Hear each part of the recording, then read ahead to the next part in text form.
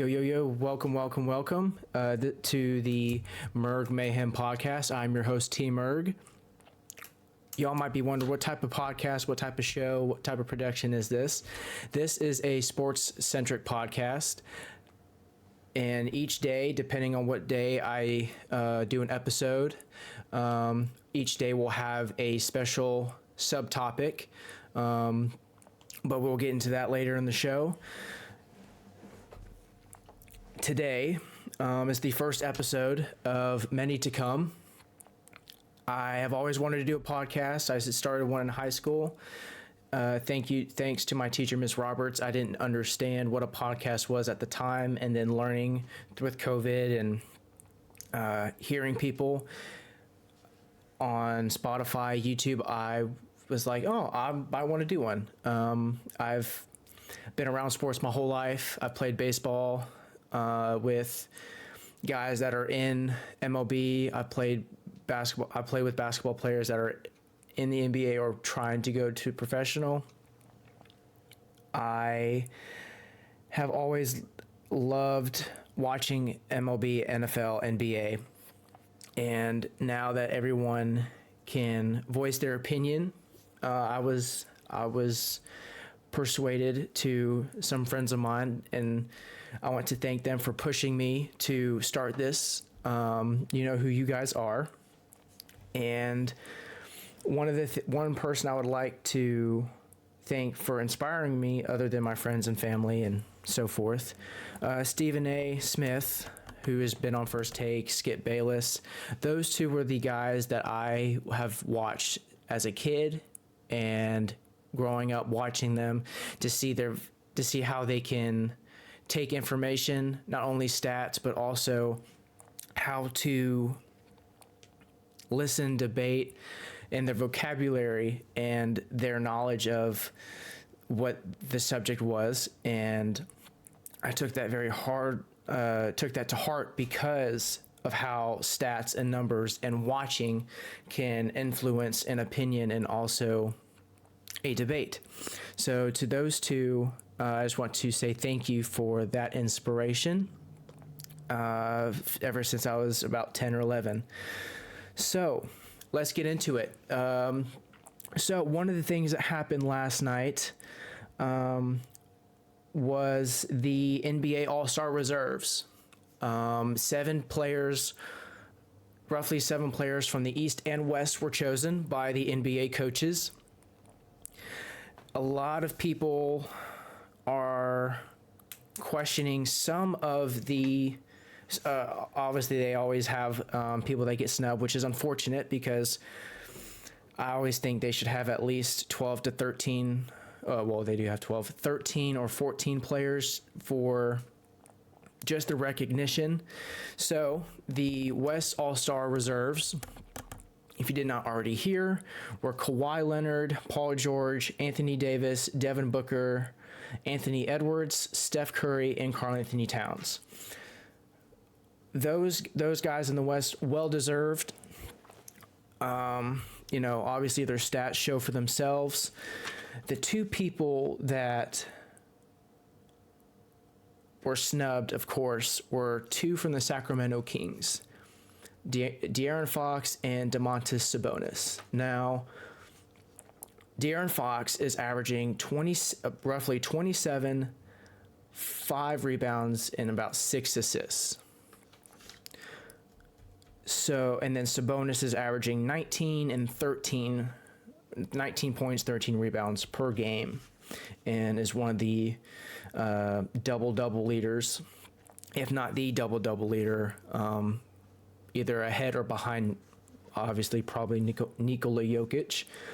In my opinion, I would rather have Sabonis in over Cat. And my reason why for that is, yes, Cat is on the best team in the Western Conference in Minnesota, but they wouldn't be where they would be if Anthony Edwards wasn't there. And you can roughly say the same thing with De'Aaron Fox. I just feel like they should have put a Sacramento King in there for representation. That's all I would probably say over Karl Anthony Towns, because Towns is only averaging about 2 points more, and Sabonis is averaging 4 more rebounds than he is. So that's the only reason why I would put Sabonis in there as a front court. With the guards, it's always tough because someone was going to be left out. Steph Curry, I mean, he's just his body of work, and not only the fans. The fan vote, he was second in, so it was kind of hard to not have him in there, as far as probably the coaches were thinking.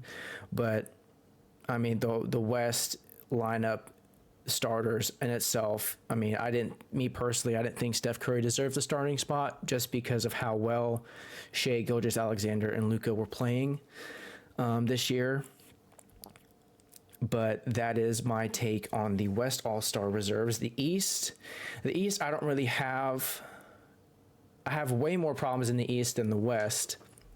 The East reserves: Paolo Banchero, Julius Randle, Jalen Brunson, Jaylen Brown, Donovan Mitchell, Bam, and Tyrese Maxey. My hot take on this is I'd rather have Kristaps Porzingis in the All-Star game instead of Bam.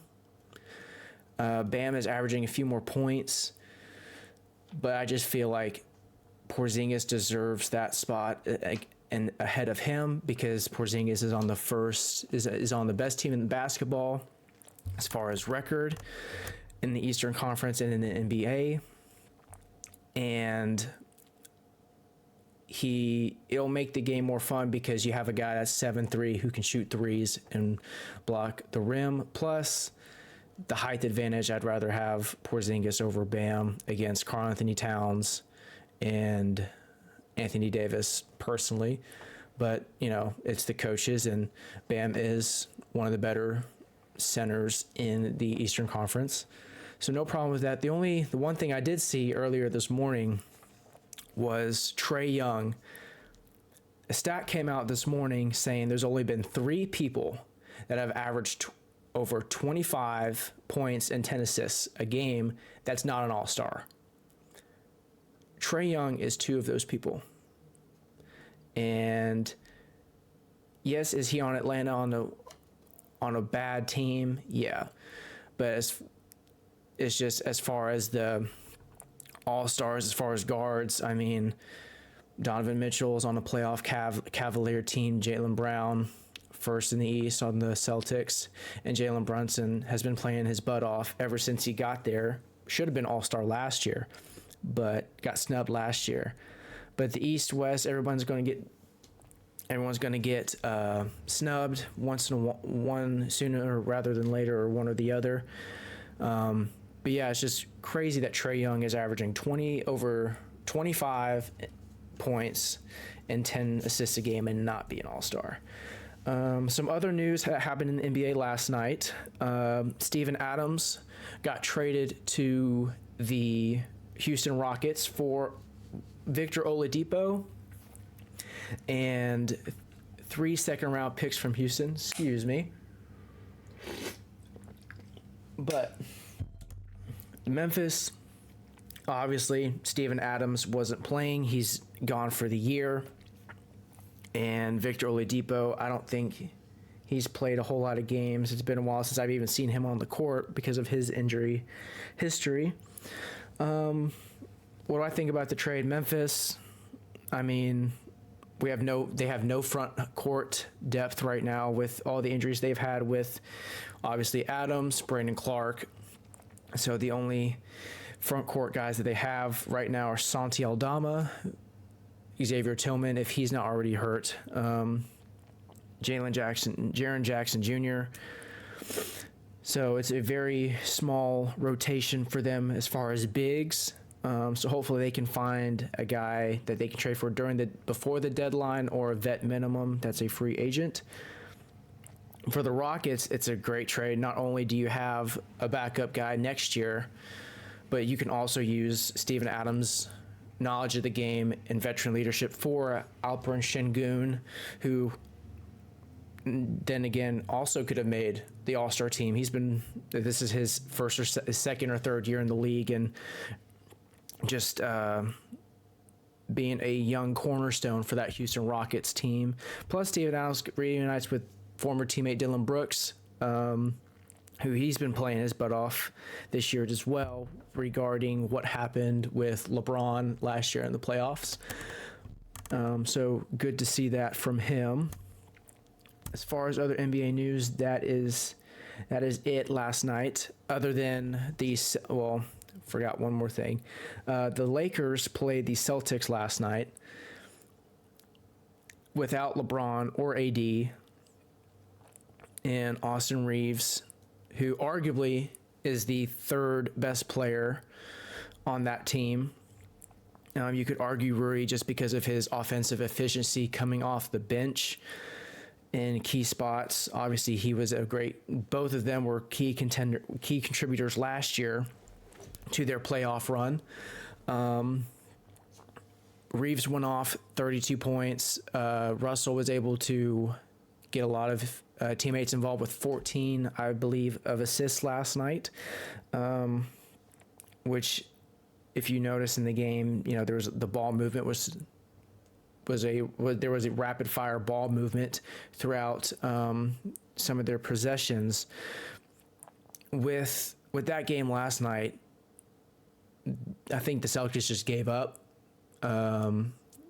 just because either LeBron and AD were playing, so they underestimated the opponent, which they probably did one way or another. And once they just flat out lost it and gave up. Even though they are the best team in the East, they've lost a few games at home recently. Obviously, with the Clippers, they're a good team with Paul George, Kawhi, James Harden, Russ, and the entire Clippers bench is important because Norman Powell, great defender, come off the bench. Daniel Tice gets in there, gets some rebounds, stretches the floor. And, when you lose to the Clippers and then, you lose to the Lakers without LeBron and AD, it could be concerning, but they're fine. They're number one in the East with Milwaukee several games back from the first spot, in Philly. So, speaking of Philly, Embiid torn meniscus, so we don't know how long he will be out. Unfortunately, if he is out an extended amount of time, he will not be able to be in All NBA or MVP because of the 65 game rule. So unfortunate for him. He is the MVP, leading scoring, put up 70 against the Spurs. Just been leading his team ever since James Harden left, and Tyrese Maxey being the all-star that he is in his third year with Philly. So good for both of them. Unfortunately, we hope that Joel Embiid does return healthy, and hope he has a swift recovery, because we need him in the Eastern Conference Finals, and hopefully we can see him in the NBA Finals in June, and hopefully he'll get a ring that he desperately deserves. Switching to baseball, lots of things happened in baseball this last week and yesterday in general, but we're going to talk about what happened a few days ago, actually. So Colt Keith is a family friend of mine. He is my dad's family friend's son. This guy here, I've known since I was about 4 years old. He has been in Ohio, Utah, Arizona, Mississippi. He's traveled everywhere. This guy, in high school, his first passion was wrestling. I remember we were playing outside, we were playing football. I was thinking football was just a laughy, having fun. This dude ran so fast, tackled me so hard that at age of 4, I wasn't. I don't think any 4-year-old was. He hit me like Ray Lewis. I kid you not. But yeah, this guy right here signed an extension. I believe the contract is around 9 years. 9 years. He's guaranteed $30 million with the incentivized to get around 82 to 90 million. This guy has not faced an MLB pitcher. He hasn't had one MLB at bat. That is also due to his injury history, and the club being patient with him. His resume before coming into the league and into getting drafted by Detroit, he was the best player in Arizona in 2017, 2018. He was the best player in Arizona. Just dominate. Like when you baseball fans and people that love the game of baseball, he was hitting above 300, hit about 30 bombs, driven in almost 100. In high school, that is stud worthy, especially playing in Arizona where it's baseball all year round. He got noticed at a perfect game camp. Like he was a guy that just played travel ball, and he went to this perfect game showcase, or one of the major showcases out there, and he got noticed. And ever since that showcase, his talent and projections and trajectory just went off.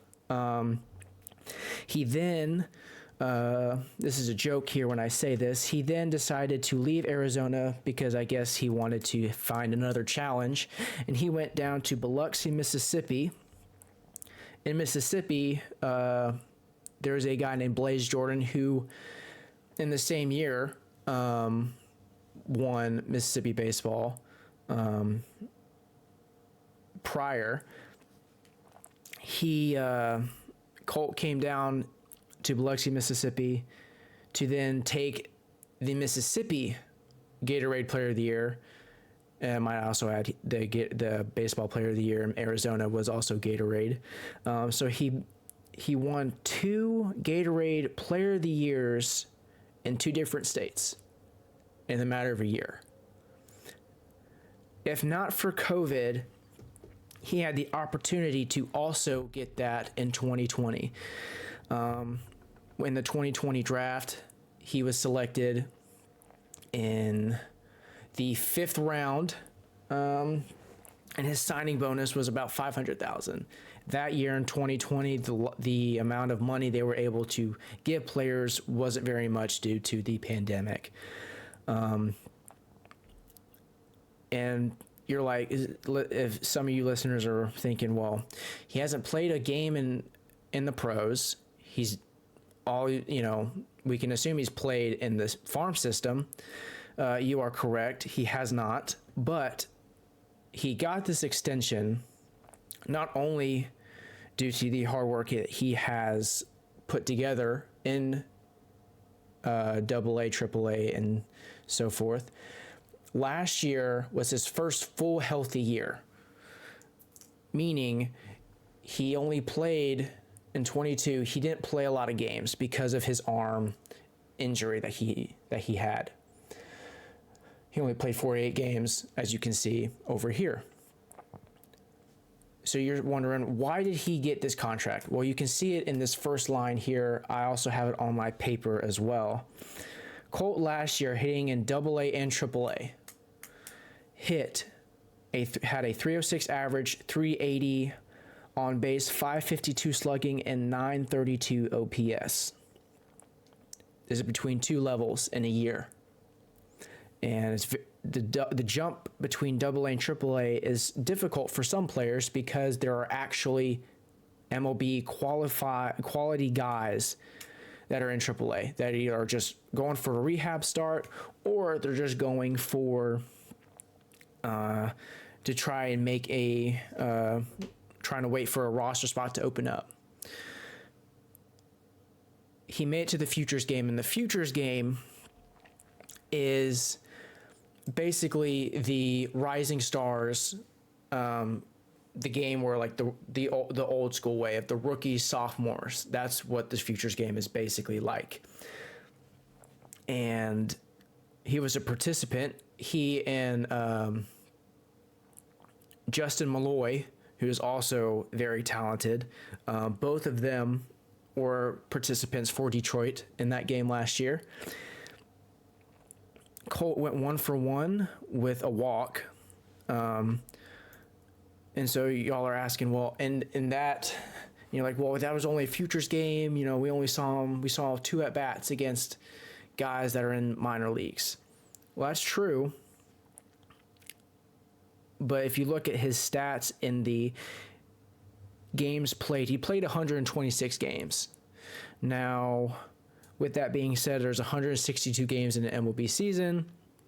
So, you know, obviously he's not we haven't seen him in the pros yet. He did get an invite to spring training, so he could be the starting second baseman for them. If he proves himself in spring training, he has the chance to be the opening day starter for second base. He got drafted as a third baseman, but in the farm system, they've been playing him second and third for Malloy to get more reps and for other prospects down there in AAA. But to reiterate some of the stats I didn't say, he had 155 hits, 38 doubles, 27 bombs, and he drove in over 100. I don't care what level you're playing at. If you hit almost 30 homers, almost 40 doubles, and drove in about 100 RBIs, you're a freaking stud. That's all I got to say about that. As far as Colt Keith going, congratulations to him and his family for helping him get to where he is today. And thank you, God, for giving him the natural ability to do so. So, what else happened last night in the sports world in baseball? So, last night, Corbin Burnes got traded to the Baltimore Orioles. Corbin Burnes last year had a rough year, I would say, as according to his standards. Last year, he had a 3.39 ERA, struck out about 200 with a K per 9 of 9.3. Previously, in those 2 years, in 21, which is his best season, he had a 2.43 ERA, struck out 234. No, excuse me.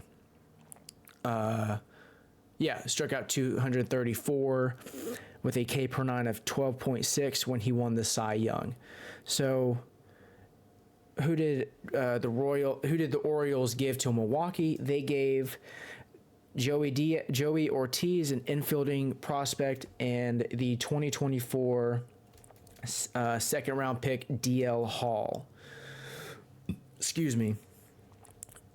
The Orioles last year could have arguably have at least gone further into the playoffs, except Felix Bautista, had to get Tommy John or UCL surgery at the end of the regular season last year. So you might be wondering, well, where are the Orioles at right now? Now they a few days prior to this trade, they also sold the team, so there's going to be new ownership. Obviously, ownership now did a tremendous job bringing in one of the best arms, arguably top 5 best arms in the NL, in Burnes, which makes this starting rotation even even nastier. I mean, last year they didn't have a for sure ace. Now they do. In the NL East, which is one of the hardest divisions because of the Rays, because of the Yankees, because of the Red Sox are probably going to go into rebuild after losing Justin Turner, as far as offensively. But even then, they shocked us last year. So you still have Boston, you have Toronto. I mean, like, that division is arguably the hardest division in the American League in itself. And now that you have your ace, you have Kyle Bradish, who's disgusting. Grayson Rodriguez throws about 96 to 100. John Means, who didn't even pitch much last year because he had UCL surgery.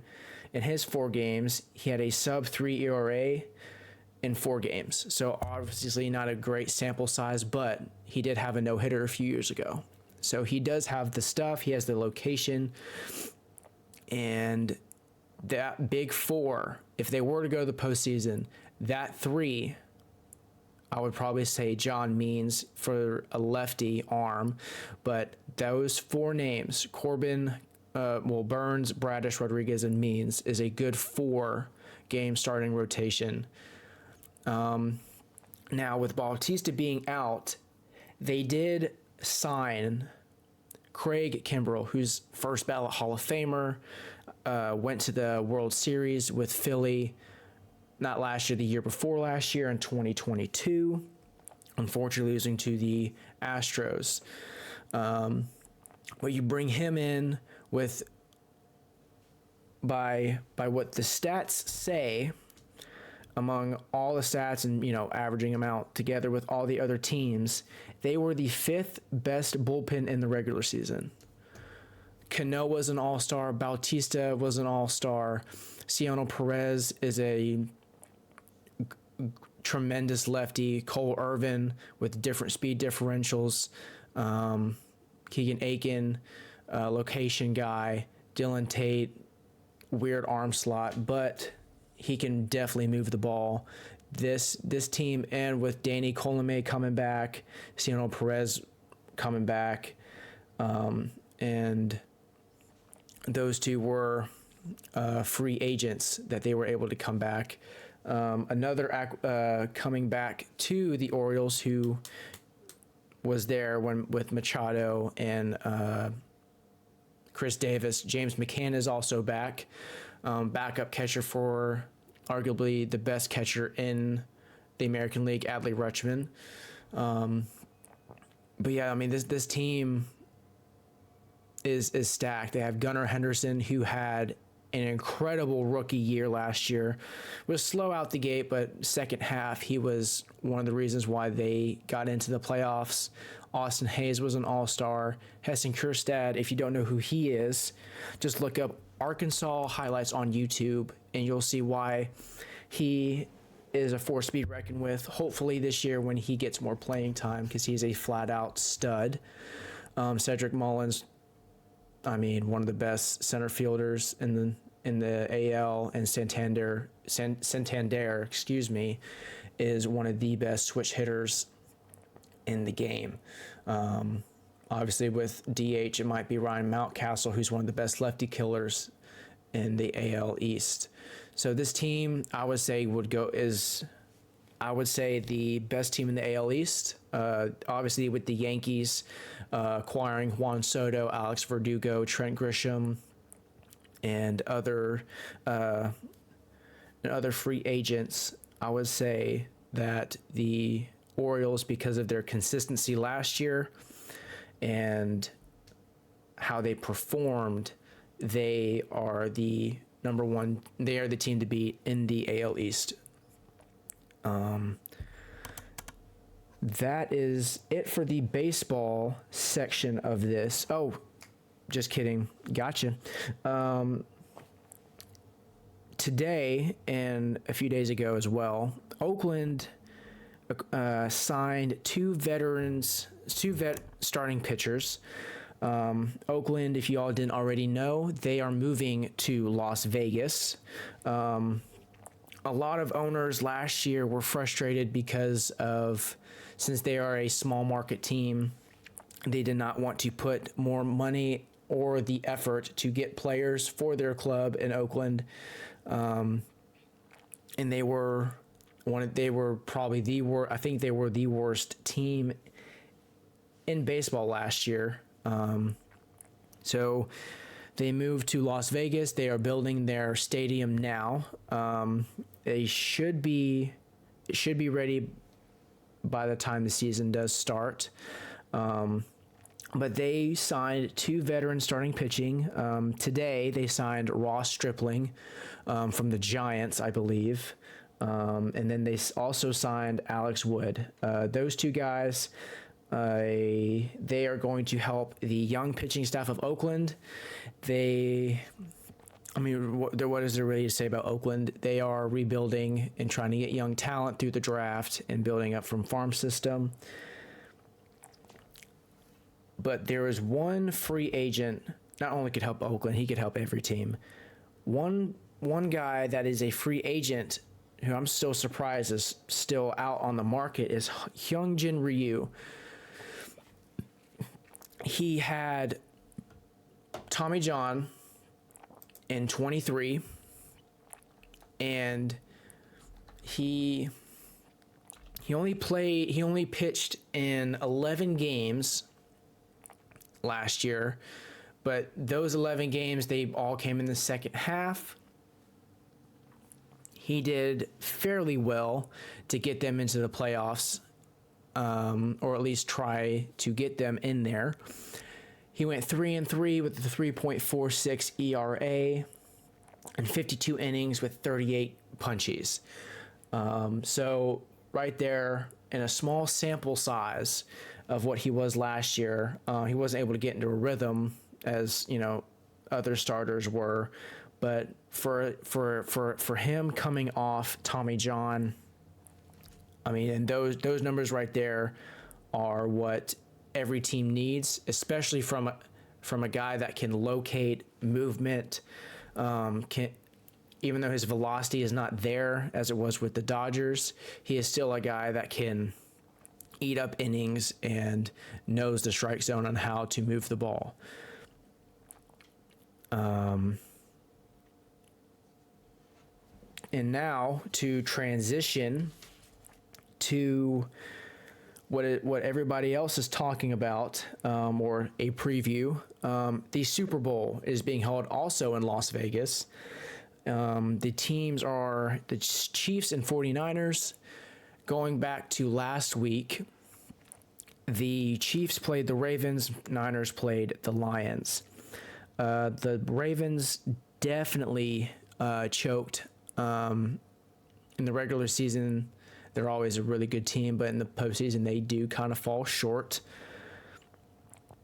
Now, if Flowers, I believe that was the wide receiver, did not fumble the ball, which that was not his fault. It was his fault, but the defensive back did hit it out. If the defensive back missed, it was a touchdown. So, even though they did lose the game, you can't really put it on one play if you watch the whole game. But if they did get that touchdown, it would be more competitive, and it would be a little bit more nerve-wracking for the Chiefs to come back on a game-winning drive. But it also does show that the Chiefs, their experience, their composure, and how resilient they are in a tough environment like Baltimore is. And it just shows that Patrick Mahomes, the GOAT status that is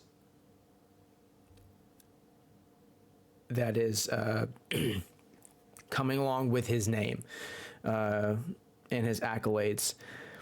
Now the Niners, in halftime against the Lions, they did not look good at all, but with them being the home team, they rallied back against Detroit.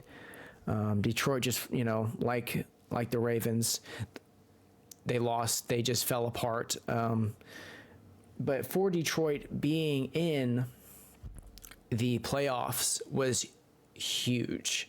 They went from being a laughingstock in the NFL to now being one of the best teams in their division, along with Green Bay and unfortunately Chicago Bears.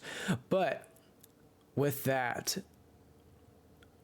the Detroit Lions getting Goff for Matt Stafford in that trade with the Rams was one of the trades that did help start bringing this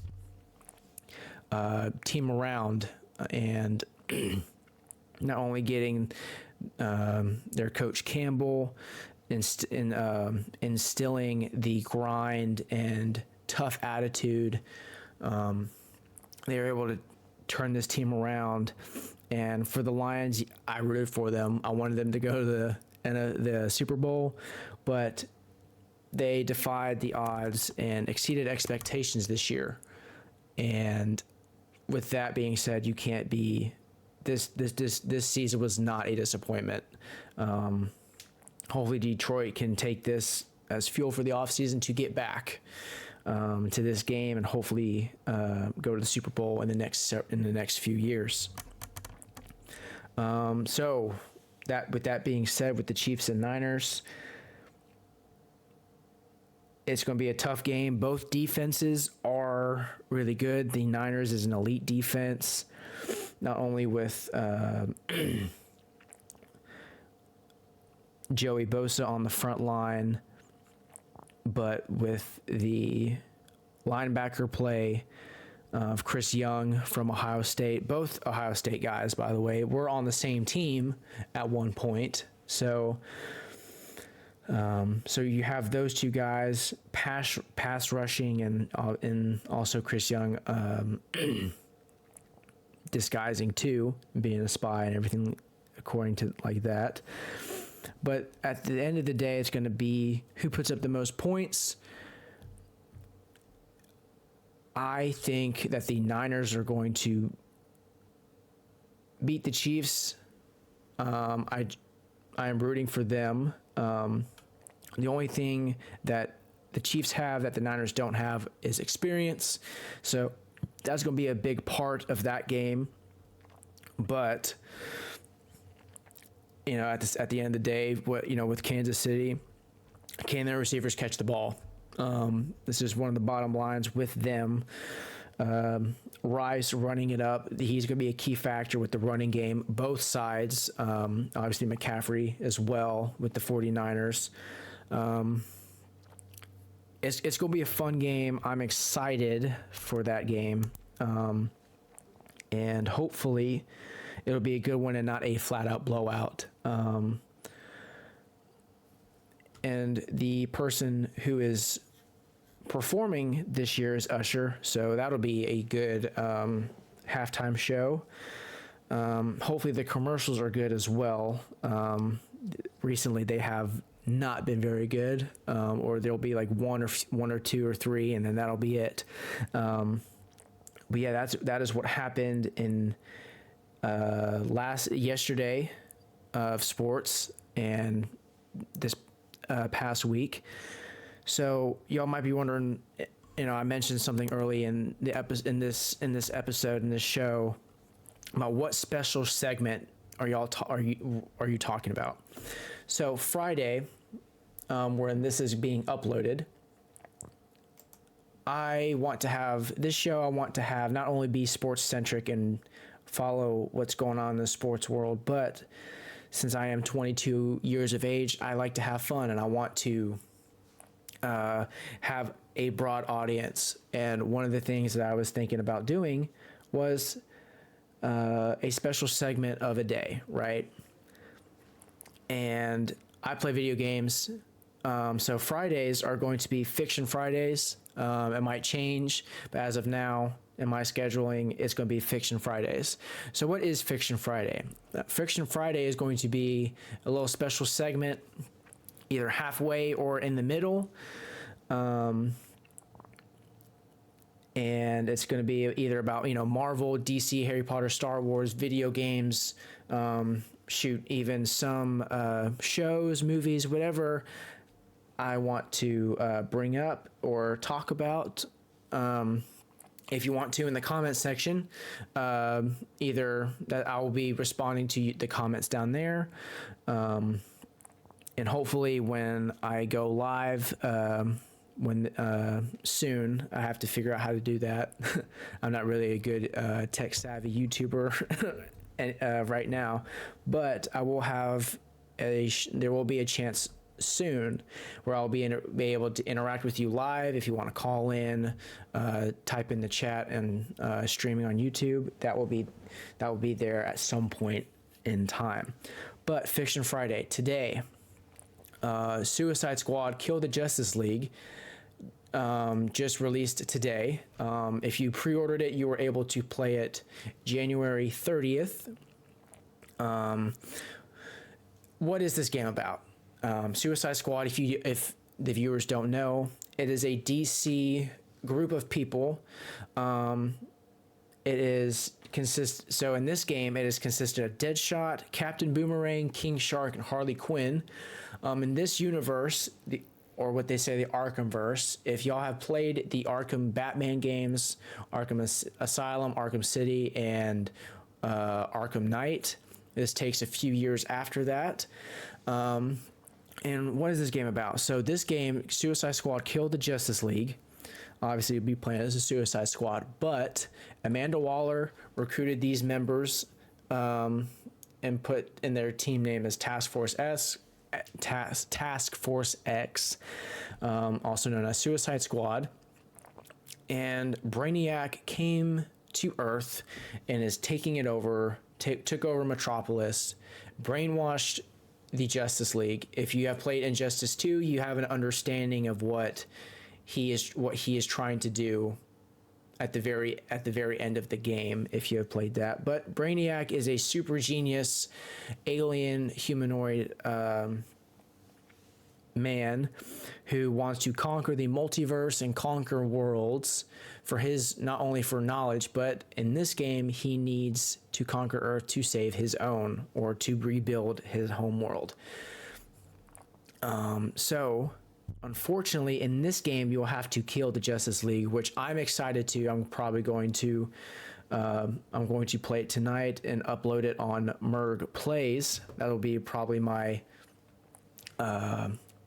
video game channel, but I would be uploading to that channel tonight, if not tomorrow, an episode walkthrough of this game here. But yeah, it's the Suicide Squad came out today. Sorry for that, if there was a vibration in there, but came out today. I'm excited to play it. There's a lot of controversy with this game due to the online aspect of it. Some people might not be able to play it because it is a live service game, but the developers and the studio Rocksteady have been able to give people that aren't going to be able to play it an offline mode. So they have been very accommodating to the community, to the fans of this franchise. And I'm excited. Not only are there different types of characters, but I want to main Deadshot. Not only do I just think the Deadshot character from the comics and from the movies are cool, I just think that his traversal would be very good with his jetpack, and King Shark is just a brute, so I would love to play as him. But yeah, play Suicide Squad Kill the Justice League whenever y'all can. I think it's going to be a very underrated game as far as the controversy that it did have before releasing. Before we end this episode, I would like to give a shout out to Batcave Toys and Treasures. Batcave is a local Memphis business who came from Chicago, long way away from here, even though it might be about 4 to 6 hour drive, but then again, as far as moving a business down here, it is a pretty big move. Beyond the Bat, they also have a podcast called Beyond the Bat Cave as well. I'll put their link in the description or in their Facebook page. If I can't find the link, I will put their Facebook page in the description below. And what they are, I collect Funko Pops. If you are an action figure collector, comic book collector, if you're a collector, or you just like nerd stuff, and you just want to have a DC, Marvel, Star Wars room, I mean, they will be able to accommodate that for you as well. And they are a small business in Bartlett, and they do have a Comic-Con coming out in May. I'll put that. I will put that in the description as well, and in the in that link, because you can, if you pre-order tickets, they are cheaper. From what I am hearing from them, it is the voice of Scooby-Doo that will be there. So if you're a fan of Scooby-Doo, he will be there and ask some questions, probably give you an autograph too as well. But yeah, listen to their podcast. It's called Beyond the Bat Cave. And if you are in Memphis, visit them. Their shop is very cool. I collect Funko Pops. In the back, those are two that I got from them. And yeah, I'm going to cut it short today. Not a whole lot of news came out of yesterday or this morning. So thank you guys for listening. If you have a take, or if you want to debate what I said, please comment down below. I would like to interact with you guys. Just to let you know, I am not just spilling out numbers. I wrote some on paper. Yes, it's not very organized, but I do have stats on paper and on my other screen here. So I had all these tabs open to reference what I was talking about if you thought I was just capping. So I hope you guys enjoyed listening to episode 1. Episode 2 will probably be out Monday. Hopefully there will be some more news for me to talk about, and you get to learn what happens on Mondays. So y'all have a good day, and I will see you guys next time. Peace.